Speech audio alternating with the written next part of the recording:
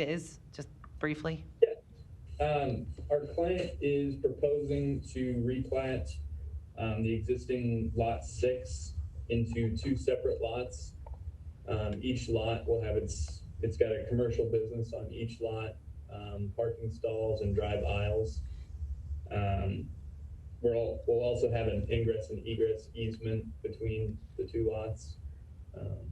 But that's about it. Just separating the lot into 2 lots. Separating the lots, it's for further development, so you can have 2 developments as opposed to 1?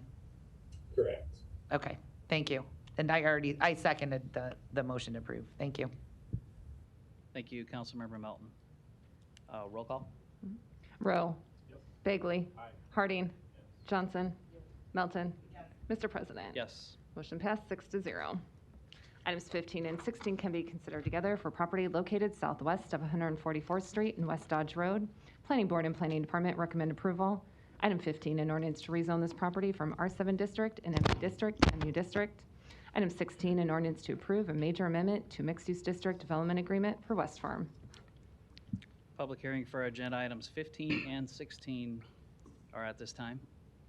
Yes, Mr. President, members of the council, Larry Jobin, 11440 West Center Road, appearing on behalf of really 2 applicants, one item 15 being Broadmoor, with respect to the 16-acre parcel that's being rezoned from R7 to MU, and the other with respect to Lanahaw Development, actually applied underwriters with respect to the 34, almost 35 acres of mixed-use area within the West Farm development. With me today is Jason Lanahaw of Lanahaw Development, Mike Pernicke of Olson, the traffic engineers on this particular development. Joe Flaxbeard is here with Lamford Nearson, who are the engineers for the Sanitary Improvement District and the development generally. And also with me is John Keel of D.A. Davidson, the underwriters for the SID. They underwrite the public debt for the municipal corporation and political subdivision of the Sanitary Improvement District. And also we have Jeff Silver of Applied Underwriters here, just in case we have any questions, but that's the entire development team. So what we have here really is a major amendment, item 16, to the existing mixed-use development agreement. And the idea behind it is to increase the density parameters for the commercial and office square footage, as well as the number of potential apartment units within the development. There is an approved traffic study. The approved traffic study showed that based upon this increase in density, that there was no additional public infrastructure required as far as street system. So that was one of the issues at Planning Board that I think has now been resolved. So with that, I'm happy to answer any questions that you might have. Again, this comes to you with favorable recommendations from the department as well as the Planning Board. So we're all here for questions if you have any. Okay, thank you. Are there any other proponents? Are there any opponents on 15 and 16? Seeing none, public hearing's closed. Oh, I apologize. Councilmember Harding, you're recognized. Larry, you don't need to come back up. I was just going to make a general statement. Nice to see a lot of activity in West Omaha as well, and appreciate the efforts of Lanahaw, Broadmoor, the rest of the development partners and Applied. Great investment in our city, and certainly hard to believe, but an infill project really at 144th and Dodge, but great activity and very, very appreciative of the efforts and will support this. So I'll make that motion to approve. Second. Motion and a second. Public hearing's closed. Roll call? Rowe. Yes. Bagley. Aye. Harding. Yes. Johnson. Yes. Melton. Yes. Mr. President. Yes. Motion passed 6-0. Items 17 and 18 can be considered together for property located at 445 South 193rd Street. Planning Board and Planning Department recommend approval. Item 17, an ordinance to amend the boundaries of the MCC overlay district to incorporate this property into that district. Item 18, a resolution to approve a special use permit to allow assisted living in the R5 district with a waiver to section 55-206 height located at 445 South 193rd Street. Public hearing on agenda items 17 and 18 are today. Applicant. I'm Kyle Hazy with E&A Consulting Group, 10909 Mill Valley Road, representing the applicant. As was stated, we are looking to ask for a rezone for the MCC overlay, along with a special use permit to allow assisted living within an R5 zoning. The property in question is located in the southwest corner of 192nd and Harney Street. It'll be a mix of provided memory care, assisted living, and independent living. And then with the property, with the church to the west, future development Avenue 1 to the north, some more maybe multifamily to the south, and then there'll be multifamily to the east in the future as well. With that, I'll make myself available for any questions. All right, thank you. Are there any other proponents here today? Seeing none, are there any opponents? Public hearing's closed. Roll call? Rowe. Bagley. Harding. Johnson. Melton. Mr. President. Yes. Motion passed 6-0. Item 19, a resolution to approve a special use permit to allow a broadcast tower in the DR district with approval of a waiver to section 55-506 height located at 11805 Military Road. Planning Board and Planning Department recommend approval. Public hearing on agenda item 19 is today. Are there any proponents? Seeing none? Are there any opponents? Sir, did you come down to talk on agenda item 19? As the applicant. Oh, I'm sorry. Come on up, the applicant for Thank you. 19. We'll back Excuse up me. a little bit. Good afternoon, Mr. President, City Council. Anthony Amin Associates, 200 East Big Beaver Road, Troy, Michigan. Appearing this afternoon on behalf of American Tower Delaware Corporation. Here this afternoon to obtain special use permit approval at the Planning Board blessed on the July 7th hearing, and I'm here to answer any questions that you may have. Okay, as a proponent, right? Correct. Okay, thank you. Thank you. Are there any opponents here today on agenda item 19? Seeing none, no lights. Oh, sorry. Councilmember Melton. Sir, and I'm sorry, I didn't catch your last name. Sorry, I ducked. Anthony, last name is Amin, A-M-I-N-E. Oh, well, thank you, Mr. Amin. Welcome to Omaha. Thank you. I just want to ask, we have had some issues with a couple towers lately, not in my district, but can you just explain where it's going to be? Maybe confirm it won't be in the middle of somebody's front yard or the middle of a sidewalk or the middle of a street or where some of the other towers have gone? Just Certainly. because now we're a little paranoid that we may approve this and then we don't know where it actually went. Absolutely. A very good question. This is a relocation. The tower is proposed at 11805 Military Road. There is an existing tower to the east at 11401 Military Road. The landlord on both properties is the Metropolitan Utilities District. Okay. And due to their planned development, they've asked us to take the tower down. So the plan now is to put the temporary tower up so that the cellular carriers don't lose the ability to provide coverage in the area. You should have a site plan. I can take a quick look. It should be a couple hundred feet off of Military Road, the temporary location. It'll be a 195-foot tower. It'll be contained within a 100 by 100-foot compound. Got it. And it is a macro I think tower. I see it here. Okay. It's not, there really isn't anything around it, so. That is correct. It's a macro tower. It's not a small cell or something that where carriers put in front yards or along the roads. Okay, thank you. And you may not, just a couple weeks ago, it was a story, and it wasn't your company, obviously, but they literally put it in the middle of a sidewalk, in the middle of a neighborhood. So that's why we're all just a little paranoid, so I just wanted to ask a couple more questions. Absolutely, as you should be. It happens it's around the country. The issue with the small cells is the siting of them is an issue today. Yeah, well, thank you very much, and with that, I'll move to approve it, so Thank you very much. No more lights. Motion and a second. Public hearing is closed. Roll call? Rowe. Bagley. Harding. Johnson. Melton. Mr. President. Yes. Motion passed 6-0.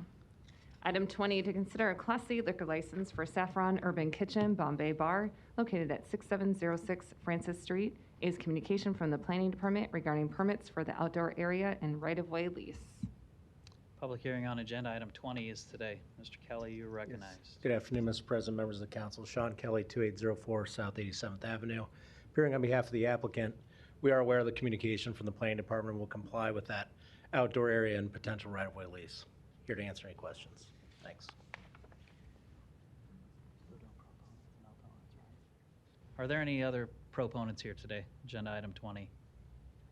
Seeing none. Any opponents? Seeing none. Councilmember Bagley, you're recognized. Thanks, Mr. President. I just wanted to say best of luck in this endeavor in the middle of Exarban there. Great location, middle of my district, and I'll look forward to maybe popping by there on an occasion or two. So thanks, Sean. Thank you. Okay. Seeing no lights, is there a motion? A motion to approve. Yeah, with, subject to permits with a right-of-way lease. Subject with permits with the right-of-way lease. Okay. There's motion and a second. Public hearing is closed. Roll call. Rowe. Bagley. Harding. Johnson. Melton. Mr. President. Yes. Motion passes 5-0. I think Melton abstains.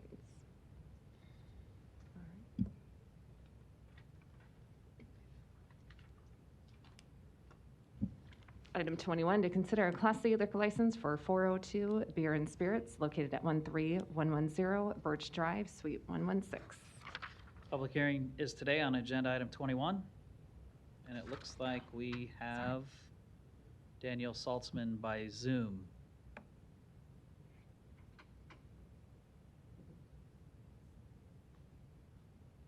Go ahead, Daniel. Hello, this is Daniel Saltzman. I'm here to answer any questions you may have for me. Need his address. And your address, please. The address of the store is 14450 Eagle Run Drive, Suite 100.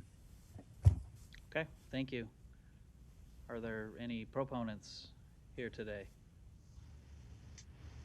Are there any opponents? Okay, public hearing is closed. Number is this? 21. Gave a different address. You gave a different address than what's, Sorry, you are correct. That's my mistake.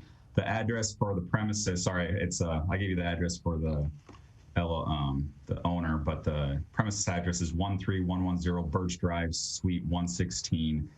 It's on 132nd and Maple. all right, thank you. Okay, great. We've got them both now.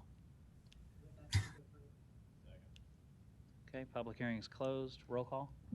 Rowe. Bagley. Harding. Johnson. Melton. Mr. President. Yes. Motion passed 6-0.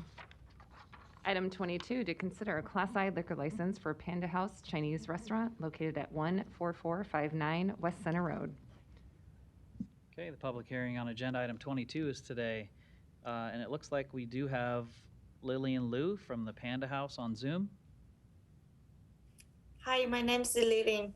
The Panda House Chinese restaurant is a full-service restaurant serving alcohol beverage to complement the meal. My location in the 14459 West Center Road, Omaha. I'm here for answer your question you have. Okay, great, thank you. Are there any other proponents here today on agenda item 22? Seeing none? Any opponents? Seeing none, no lights. Is there a motion? Second. Motion and a second, roll call. Our public hearing is closed. Roll call. Rowe. Bagley. Harding. Johnson. Melton. Mr. President. Yes.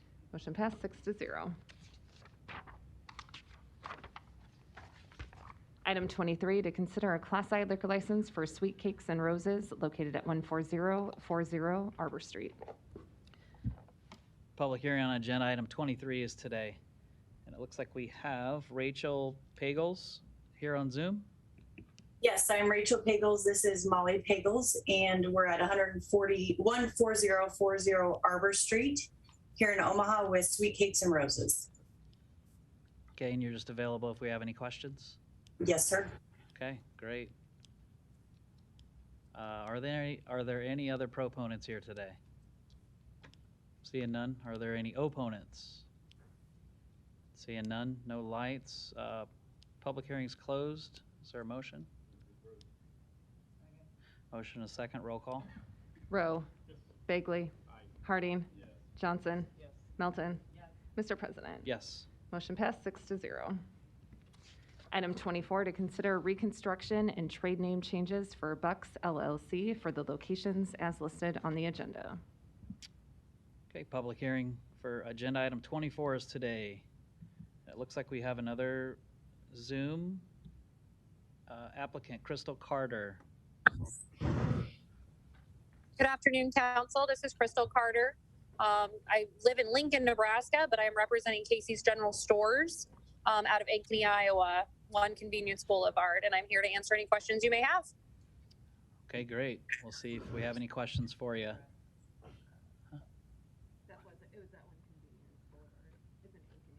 Okay. Did you get it? Yeah. Okay. Are there any proponents on agenda item 24? Are there any opponents on agenda item 24? Seeing none, public hearing's closed.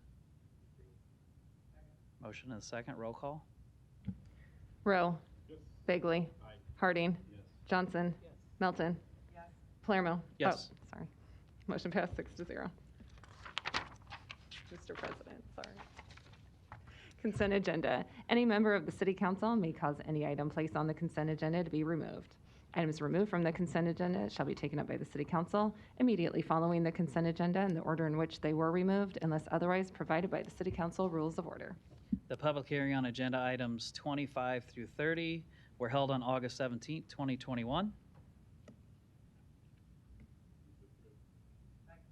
Okay, the motion and a second, roll call. Rowe. Bagley. Harding. Johnson. Melton. Mr. President. Yes. Motion passed 6-0. The public hearings on agenda items 31 through 49 are today. If you wish to address the City Council regarding these items, please come to the microphone, indicate the agenda item number you wish to address, identify yourself by name, address, who you represent, and if you are a proponent or opponent.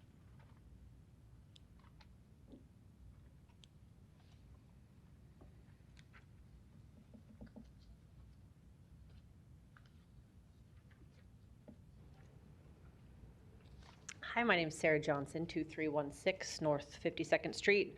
I'm here as an opponent today on buying more trucks, which is item number 33, truck chassis. It's almost $200,000, which I think is just interesting that it's almost the same amount as what the pilot bike lane project cost. Just here to point out that we continue to buy trucks. We prioritize vehicles that have motors. And I know that this is maybe not fun for any of you to hear, but yeah, I think we should stop continuing to only buy trucks. I know this is not exactly relevant, but I'm just disappointed in you all. Thank you. Okay. Thank you. Good afternoon, Mr. President, members of the council. Deputy Chief Anna Colon with the Omaha Police Department, 505 South 15th Street, Omaha, Nebraska, and I'm here to represent agenda item number 58, and I'm available for any questions. What number? Huh? Oh, 50, okay. 48, okay. 58, I'm sorry, 48, I apologize. Okay, 48, thank you. Okay, anybody else? Public hearing's closed. Motion and a second, roll call. Rowe. Bagley. Harding. Johnson. Melton. Mr. President. Yes. Motion passed 6-0. Item 50, an ordinance levying a special tax and assessment on certain lots, parts of lots, and pieces of real estate to cover the cost of clearing snow and ice from sidewalks in the district number SWSR 2021-01. A is amendment of the whole, and B is a revised amendment of the whole. Move the revised amendment of the whole. Second. Okay, motion and a second, roll call. Rowe. Bagley. Harding. Johnson. Melton. Mr. President. Yes. Motion passed 6-0. Item 51, an ordinance approving the lease agreement with Union Pacific for a private road crossing near 41st and D Streets. Is there a motion? Okay. Motion and a second. Roll call? Rowe. Bagley. Harding. Johnson. Melton. Mr. President. Yes. Motion passed 5-0. Johnson abstains. Item 52, an ordinance approving an interlocal agreement with Douglas County and Sarpy County to provide household hazardous waste services. Public hearing is today on agenda item 52. Are there any proponents? Seeing none, are there any opponents? Seeing none, the public hearing is closed. Item 53, an ordinance to approve a major amendment to a mixed-use district development agreement for Thompson Mile West, located at 17617 Manderson Street. Planning Board and Planning Department recommend approval. The public hearing on agenda item 53 is today. Proponents, please. Good afternoon, John Prasosky, 9500 West Dodge Road, appearing on behalf of the applicant, Westgate Bank. Happy to answer any questions anyone has. Okay, thank you. I'll let you know if we have any. Are there any other proponents on agenda item 53? Seeing none, are there any opponents? Seeing none, the public hearing is closed. Item 54, an ordinance to amend various sections of Chapter 55 of the Omaha Municipal Code to correct several typographical errors. Planning Board and Planning Department recommend approval. Public hearing is today on agenda item 54. Are there any proponents? Sorry, did you say 55? Next one, 54 right now. Are there any opponents? Public hearing is closed. Item 55, an ordinance to amend Chapter 49 of the Omaha Municipal Code to amend the Plumbing Code. Plumbing Board recommends approval. Public hearing is today on agenda item 55. I believe we do have a couple people to speak. Come on down. Good afternoon, members of the council. Anna Besboyasny and Martin Gomez, Chief Plumbing Inspector with the Planning Department. These are updates to the Omaha Municipal Code for Chapter 49, the Plumbing Code. And we are here for any questions if you have any. Thank you, Anna. Are there any other proponents on agenda item 55?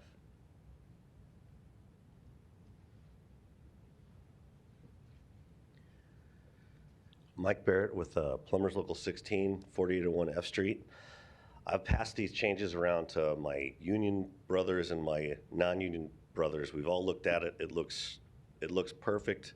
I just want you guys to understand this code addresses unique issues to this city, such as our frost line and how it can heave, and it affects our waters and our sewers. It also addresses the combined storm and sanitary sewer we have, and the changes we have to make to address that as we split those two sewers. This code has protected this city for as long as I've been a plumber and even longer. The sooner we pass it, the better off we're going to be. I would also like to thank Jim Wonder for being a protector of this code for the last 30 years, and I'd like to thank Martin Gomez for continuing his work in the future. That's all I have. Okay, thank you. Are there any other proponents on agenda item 55? Seeing none, any opponents? Seeing no lights, public hearing's closed. Oh, Mr. Starr, come on down. I closed it too early. Number 55. I'm sorry, but I have to ask you again. I do not have a problem in the morning hearing the Douglas County Board, but in the afternoon, for some reason, I can't hear a lot of what's said. Okay, I'm going to turn it up right now for you. There you go. Okay. I'm opposed to 55 because I haven't the foggiest, and I want to say why. I don't think I ever heard anybody in this chamber actually read these to us, so I haven't had the benefit of a reading. But these different items have different methods of handling them. Some have a hearing on the second reading, some don't. Some have a hearing on both the second and the third hearing and a vote. But they're not all of them. It appears to be different, whether it's an ordinance or a resolution or whatever. But the point is, under the Open Meetings Act, citizens do have the right to be able to understand what's going on. So she reads awful fast. I don't know. She just reads what's in here. But do you think the average citizen can sit down and read this before you've gone over 5 items? So I have sent one letter. I will be sending another letter asking for a meeting, not a lawsuit. Don't get me wrong. Just a meeting with the Attorney General to try to persuade him that since every different political body has different rules and different ways, that the average citizens probably don't care about it because they don't understand it. The reasonableness is, it doesn't define reasonable in the Open Meetings Act. Reasonable to who? Reasonable to you or reasonable to me? The basic intent, and it is in writing, I'm not going to give you a copy because you can read it, is that these meetings are, the rules and the meetings are for the citizen to be able to understand and comment, to address their government. But all of these little side roads that we're taking with a lot of these things are ways to restrict the citizens' ability to come and understand, participate. And then some people wonder why there's a lot of citizens besides me that are raising holy hell out there in the meetings. And they probably will be even worse tonight at Fremont. Fremont seems to be duplicating Omaha. Code, because I'm reading it, and even though I'm not a plumber and I don't understand it, it actually seems very clear to me. When the restroom fixture count exceeds the required number of fixtures, the ratios to the lavatory shall be 1 lavatory for each 2 or a fraction thereof. Am I allowed to I mean, comment? I'm not a plumber, but it makes sense. So we have the code. Do you have anything to say about the code? May we talk? No, just, quick. do you have anything to say about All the right. code? I'm sorry, but you're a lawyer. I'm not. This is about plumbing, believe me. You don't want a lawyer doing your plumbing. Thanks. Thank you, Mr. Storer. What I would like to add on agenda item 55 is the importance of Jim Wonder and where we are with this code. And especially when you see somebody from a local who comes up and represents union plumbers and non-union plumbers that have worked with the city, and everybody's in agreement, right? Because at the end of the day, that's what we want. It makes everybody's job easier, whether you understand the code or not. So, Councilmember Bagley, you're recognized. Just wanted to thank Mike for coming down and the work you do behind the scenes with everybody with the city. I know a lot of time goes into that, and as you said, it was both represented and non-represented plumbers that all came together to do this. So I appreciate the efforts that working people and you do in respect to that. Thank you. Okay, thank you. Is there any other opponents on agenda item 55? Okay, seeing none, public hearing's closed. Item 56, an ordinance to approve an agreement with Corville Enterprise Comp, Inc. to provide workers' compensation, case management, claims management, and risk management services. Public hearing on agenda item 56 is today. Director. Hi, Deb Sander, Director of Human Resources. I have with me Zach Wagner, who's our Workers' Compensation Coordinator. We'll answer any questions you may have. Okay, thank you. Are there any other proponents here today? Zach, go ahead. Now's your time. I was prepared to answer questions. Okay, we'll call you back up. Okay, are there any other proponents? Any opponents? Seeing no lights, public hearing is closed. Item 57, an ordinance to approve an agreement with Dr. Samantha Klinkenbeard in the amount of $11,000 and to authorize funding for such agreement from the fiscal year 2020 Law Enforcement Mental Health and Wellness Act grant. Okay, great. Public hearing is today on agenda item 57. Are there any proponents? Deputy Chief Michelle Bang, Omaha Police Department, 505 South 15th Street, and I'm here to answer any questions. I am a proponent. Okay, thank you, Deputy Chief. Are there any other proponents on agenda item 57? Seeing none, are there any opponents on 57? Okay, seeing none, public hearing is closed.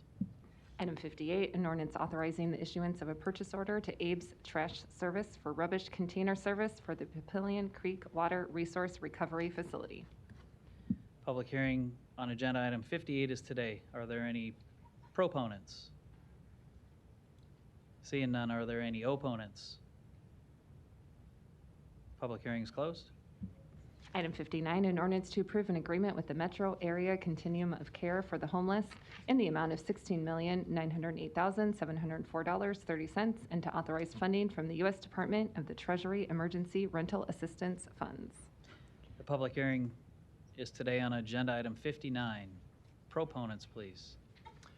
Thank you, Mr. President. Kevin Anderson, City of Omaha Mayor's Office. Here with Bill Lukash from Planning Department and Randy McCoy with Match Organization. Here in support of just shy of $17 million for an additional round of emergency rental assistance to be contracted with Match for disbursement to those who need it. Earlier this year, this council or previous council approved $22 million for the same purposes from the U.S. Treasury. And within a matter of weeks, the Match Organization developed and started deploying a program by which those funds could be expended under the accordance of a large set of federal guidelines for a new program and program dollars. And at last report I saw, and I know we've got a presentation here showing the disbursement of some of those funds, that the disbursement is well over 75% of that total award. And you compare that with what we've seen for national reports, that of about 335 total jurisdictions that were in receipt of these funds for disbursement, the cumulative disbursement of those funds is less than 30%. And so I think that speaks to the City of Omaha's deployment, its partnership, and Match's efforts for the disbursement of those funds, getting it into the hands of folks that need it, and why we're confident with the second round of funds being administered by the Match Organization. I'll stick around for any questions. Thank you, Mr. Anderson. Next proponent, please. Hi, Bill Lukash, Omaha Planning Department. I just have a few quick slides to show you, if you don't mind, to talk a little bit about the status of our emergency rental assistance program. Oops, I guess I don't need to show you that. You already know what we're talking about. There we go. So just some basic information. I don't think I've really had an opportunity to talk to you about the status of the program. So Match began accepting applications first week of April of 2021. Of course, those funds are targeted to households earning 80% or less of area median income, or households who have been unemployed due to COVID-19. Match has several partnering agencies, United Way, Lutheran Family Services, Together, and Community Alliance. In total, we've paid out $16.6 million, 3,309 applications. And then this is a breakdown of where that money is going to. Vast majority of the funds are going to rent. OPPD, MUD, internet, and other are also categories their funding has gone toward. Since April, I should say, this is a chart showing which weeks have seen the most applications and the most money going out to applicants. And you can see there was a huge spike of over $2 million in 1 week. I can't read that from here. It's July 18th.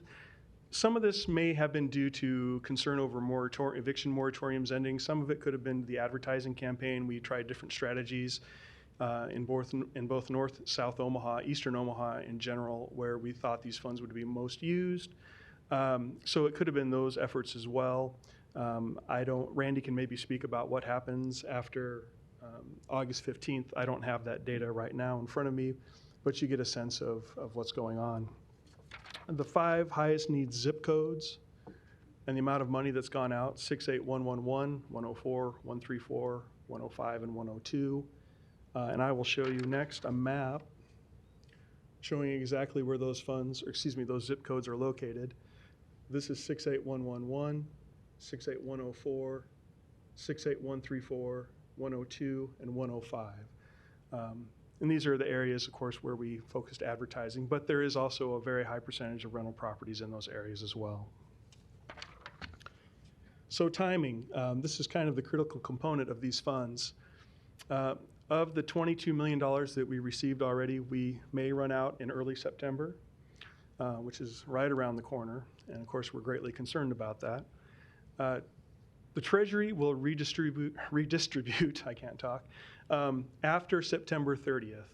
So if our funds are going to run out in early September potentially, and we won't get redistributed funds until after probably October 1st, we could have a gap of ERAP funds that we can allocate to people. It could be that the Treasury says we want to do something sooner. I don't know. I'd hate to take that chance or hate to expect that. All these funds must be spent by 12/31/2021. At least that's how it stands now. What ERAP 2 does, one, it can extend until 2025, but also by your approving of this agreement, we can have gap filling funds from the end of September to whenever ERAP 1 is redistributed to us. And I can't say that word, so I apologize. So on my bullet point on the right-hand side, it plugs the gap, of course, that we've identified that we will have. We will switch back to ERAP 1 funds if we get another allocation. I'm going to use allocation instead of the other word I can't say. And then we will resume using ERAP 2 funds on January 1st, assuming that the ERAP 1 will still run out on 12/31/2021. Now, it could be that the Treasury says we will extend the term of the ERAP 1 funds, but I don't know that that's going to be true or not. Redistribution, there we go, of the ERAP 2 funds will occur on March 31st, 2022, and we have to spend 50% of the funds that we have. So that's a lot of information, I know. I do have this information I'm going to send to all of you in a little bit, along with some demographic information about who's using the funds and household size, not size, but just other kinds of demographics. I'll get that to you shortly, and I'll be here if you have any questions. Thank you. Thank you, Mr. Lukash. Are there any other proponents for agenda item number 59? Seeing none, are there any opponents? Seeing none, Councilmember Harding, you are recognized. Thank you, Mr. President. I want to thank Randy and Match and Bill and his department in the city. It was interesting when these funds first became available. It made perfect sense not to recreate the wheel and form a partnership with Match to make sure that we had that distribution network set up. I think it kind of rolled out a little slowly, but that was mostly because of maybe not understanding how the process worked. But I think over time, as Bill showed us in those slides, that it's been successful to the point of almost being, I mean, if we're extinguishing those funds, I'm glad we have a plan B in place that goes to show again Bill's involvement and understanding of the process and making sure that gap doesn't happen if at all possible. So we appreciate that. I also want to say, and I hope this isn't out of order, but since I missed last week's meeting, I wanted to make some comments on a related subject of when we had that the gap or the moratorium on the eviction gap, and saw a number of eviction cases go through, and Councilmember Melton, in working with some clients, discovered that there's actually, with the funds being exhausted and the timeline coming to a close, and with that moratorium lifted, it was still unbelievable that some tenants and/or landlords were not aware of the program. And I had a conversation with Mr. Lukash about, maybe something that we can do to help not only the tenants understand, but also the landlords understand. Because I think certainly if the landlords are in a position where they're not getting paid their rent, that and the tenants may not have the knowledge of the programs that are out there, we have a way of contacting, I think, the landlords that Bill and I have been talking about, and hopefully maybe have a a plan here in place soon that maybe we can do that. But I want to thank you for bringing that to light in the last couple of weeks. We worked together on getting some space in the building through the building commission for you to be able to do your volunteer work, which I think is beneficial, obviously, both to the tenants and landlords, but more importantly, to make sure people have a safe place to rest their head at night. So very supportive of this collaborative effort, very supportive of making sure we don't have a gap in that funding, and appreciate all the work that Match and the city have done together to make this a success. Councilmember Melton, you're recognized.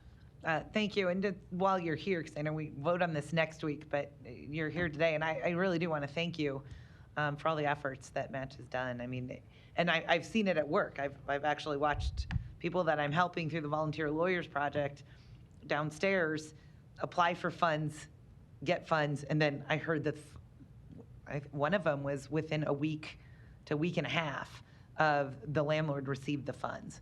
And I can also tell you, I've witnessed landlords and tenants walk out together, and the landlord thanked me for getting involved. And then I gave her information. I said, before you file any more, you can file on behalf of your tenants. You have to work with them, unbeknownst to them, but she was unaware of it. So then we were able to provide her with information. So this really is, I say, it's a win-win. It's a win-win for landlords that have mortgages that have to get paid and they don't have anywhere to get the money, and also for tenants to be able to stay in their homes. But the timing of it, I've been very impressed by, because it's not easy to be able to get all the information from tenants who may not be providing the information that you need. I mean, and then there's also some even language barriers and understanding of what's needed. But I think Match has just done an incredible job. I mean, we knew that you were really good and we were confident you could do it, but now we've seen that you actually did do it. And should continue, because I can't think of anyone better. And also then in working with other organizations, in fact, I just got a list of other organizations to help people who need to move. Match is getting the funds, but then we need to help people pay for their moves and kind of get those things, because our goal here is to prevent homelessness. We've got a lot of great homeless shelters who are willing to take anyone, but really we don't want that mom and child who have stuff to have to give up all their stuff and just go to a shelter for a month or so. We want to be able for them to have their stuff and move somewhere else. And that's what Match, working with Heartland Family Services and other organizations such as Volunteer Lawyers, I mean, you really have an entire community of Together Omaha, and Aaron, who we heard from last week. We're all everybody's coming together, and that's, I don't know, for me, it just makes me feel good. It makes me very proud of Omaha. I'm proud of a lot of the nonprofits and our city who are all kind of jumped in this and are working together. So, but I really wanted to thank you and your organization, because I've witnessed what you're doing. So thank you. Okay, and thank you. I'm seeing no other lights. Public hearing is closed. Non-action items 60 through 78 do not require public hearing or city council consideration at this meeting, but will be placed on a future agenda for public hearing and or vote. The reason for non-action is noted after the item on the agenda, as well as the date the item is expected to appear on agenda for consideration. Motion to adjourn. Yeah, is there a motion? Motion is second. Roll call. Rowe. Yes. Bagley. Harding. Johnson. Yes. Melton. Yes. Mr. President. Yes. Motion passed 6-0. Meeting is adjourned at 3:04.